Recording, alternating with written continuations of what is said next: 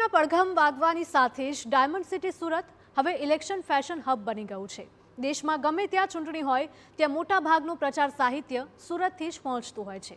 હવે ગુજરાતમાં જ સ્થાનિક સ્વરાજ્યની ચૂંટણી છે ત્યારે સુરતના પ્રચાર સાહિત્યનું ઉત્પાદન વધ્યું છે। તેમાં બેનર્સ, પોસ્ટર્સ, કટઆઉટ્સ, ટોપી, ઝંડા, ખેસ, મફલર, મંગળસૂત્ર, ચેન સહિતની સામગ્રીની ડિમાન્ડ વધી છે। આ ચૂંટણી પ્રચાર સાહિત્યમાં ડિજિટલ પ્રિન્ટિંગનો ઉપયોગ કરવામાં આવે છે, જેથી ખેસ, ઝંડા કે બેનર્સ પર નેતાઓના ચહેરા એકદમ સ્પષ્ટ દેખાય છે। તો યુવા મતદારો માટે ખાસ ડિઝાઇન વાળા જેટલા પણ મફલર હોય કે પછી મોદી માસ્કની ધૂમ વેચાણ જોવા મળી રહ્યું છે। ઉત્પાદકોનું કહેવું છે કે આ વખતે પીએમ મોદીના તસવીરવાળા ખેસનો સૌથી વધારે ઓર્ડર આવી રહ્યો છે। हिंदुस्तान में कहीं ना कहीं चुनाव होते रहते हैं, तो मेरा दिल्ली भी जाता है, कलकत्ता जाता है, बॉम्बे जाता है, लखनऊ जाता है, पटना जाता है।